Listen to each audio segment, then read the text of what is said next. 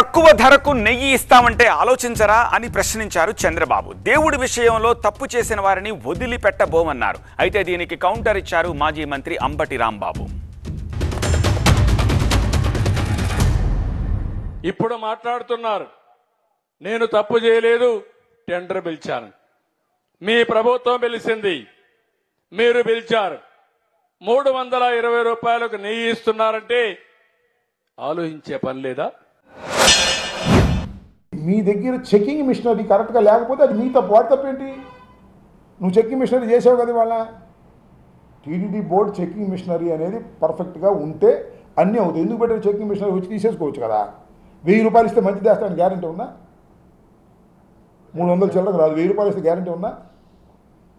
వ్యాపారస్తుడు ఎక్కడ లాభం దొరికితే అక్కడ చేయాలని అనుకుంటాడు. ఇది ధర్మం, వాడి ధర్మం అది. మనమేంటి, పర్ఫెక్ట్గా చెక్ చేసుకుని ప్యూర్ ఆవు ఘీని మనం వాడాలి.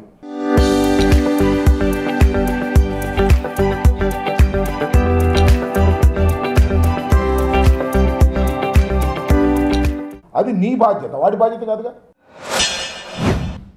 మా మనోభావాలు దెబ్బతీశారని, మనోభావాలు దెబ్బతీసినప్పుడు నాసిరకం నెయ్యి తీసుకొచ్చి, కల్తీ నెయ్యి తీసుకొచ్చి ఇష్టానుసారంగా చేసి క్షమించడాన్ని నేరం చేస్తే వదిలిపెట్టాలని మిమ్మల్ని అడుగుతున్నా. వదిలిపెట్టమంటారని మిమ్మల్ని అడుగుతున్నా. ఇంత పవిత్రమైన దేవస్థానం మీద జగన్మోహన్ రెడ్డి గారి మీద కక్ష ఉంటే ఉండు కాక, ఇంకో రకంగా తీర్చుకో. వెంకటేశ్వర స్వామిని అడ్డం పెట్టుకుని తీర్చుకోవాలనుకోవడం ఎంత దుర్మార్గం అంటున్నా. ఈ ధర్మమేనా అంటున్నా. ఆలోచన చేయమని మనవి చేస్తున్నా.